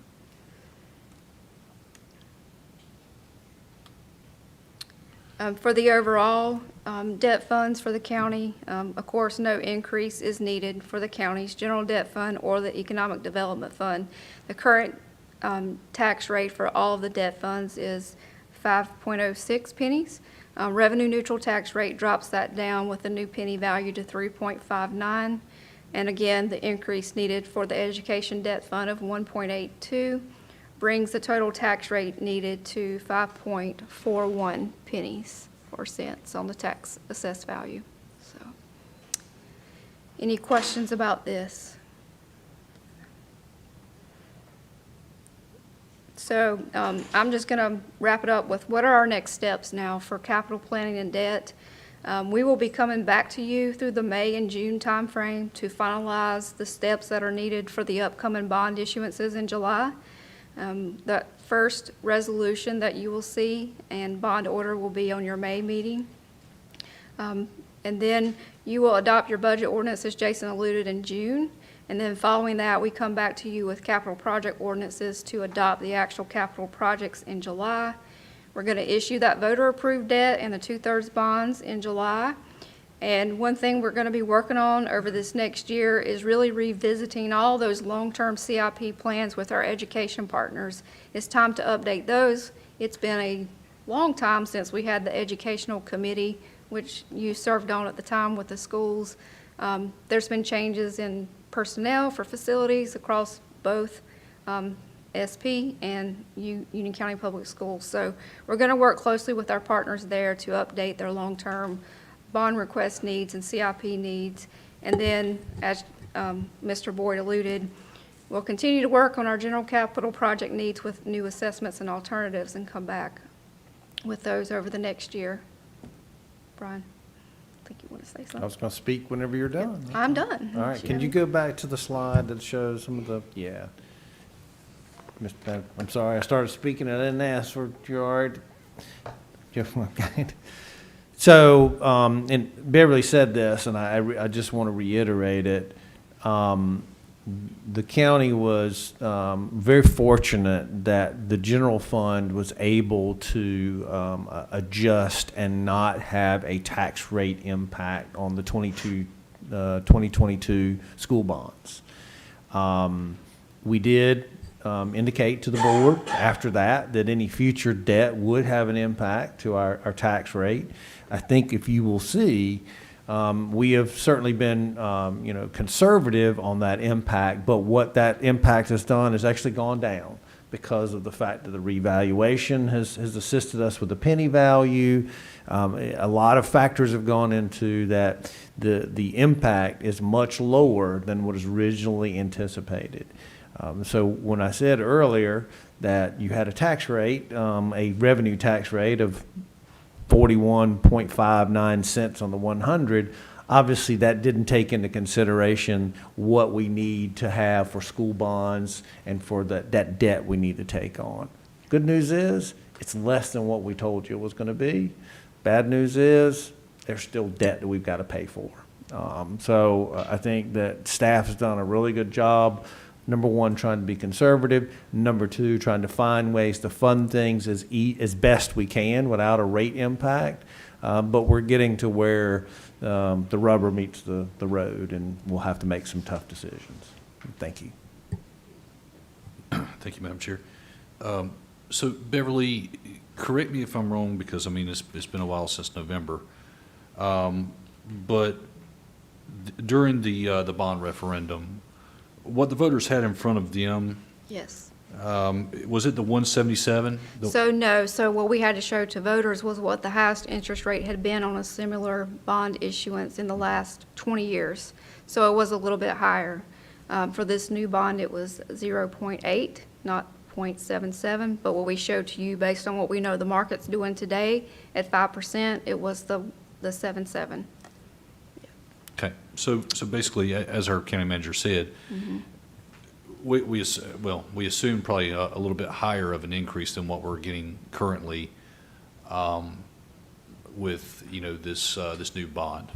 Right, that's correct. Thank you. You're welcome.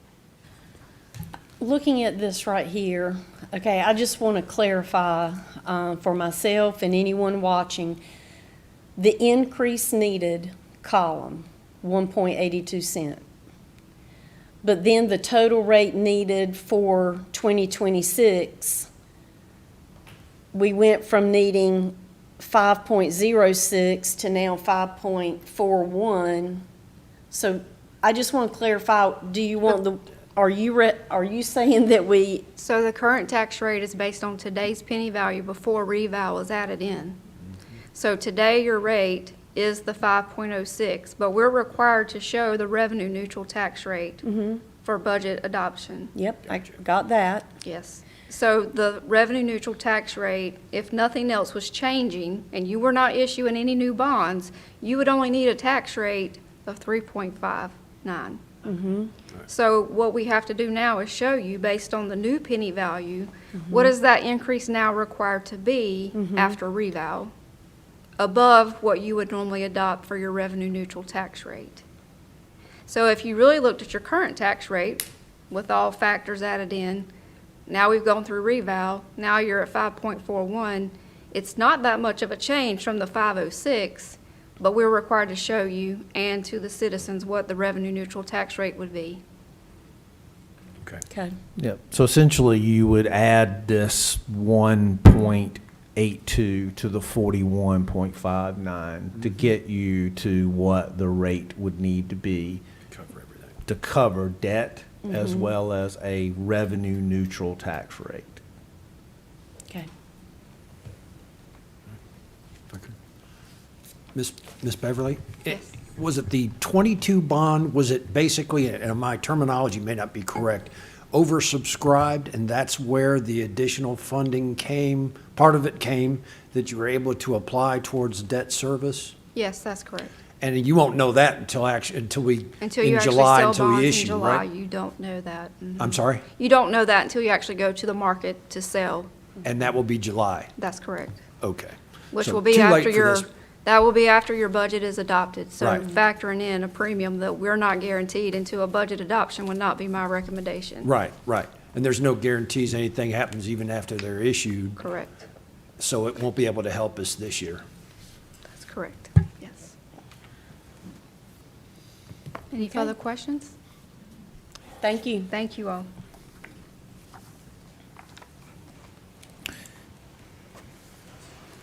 Yeah, so I know that, that is, as I just heard Commissioner Side say, that's a lot to digest, and it is a lot to digest. And again, we are going to continue to refine this information, bring you back, additional, additional impacts that we know and we see. The good news is, I think we've done a good job of at least trying to reduce that as much as possible. Please don't hesitate to reach out to myself, Beverly, or any of the management team, try to answer your questions if you have any. I'm happy to certainly meet with anybody to explain how we get to where we got. You had some questions about, tax rate, the penny value, those things. And I want to assure the public that, that myself, my team, as well as this board, are very concerned with the rate, make sure that we keep that as low as possible so that everyone's tax bill is as low as possible. Thank you. Okay, that brings us to commissioner comments. I will start with Commissioner Balcom. I would like to thank staff for giving us plenty to digest and think about. Just a lot to take in, but we will get on top of it. And I appreciate County Manager Matthews' comments about trying our best to keep the tax rate as low as possible. Also, I would hope that everyone has a safe and meaningful Passover season, and I hope everyone will be careful on the way home. Thank you. Commissioner Christina Helms. Okay, I'm going to pass tonight. I do want to thank staff.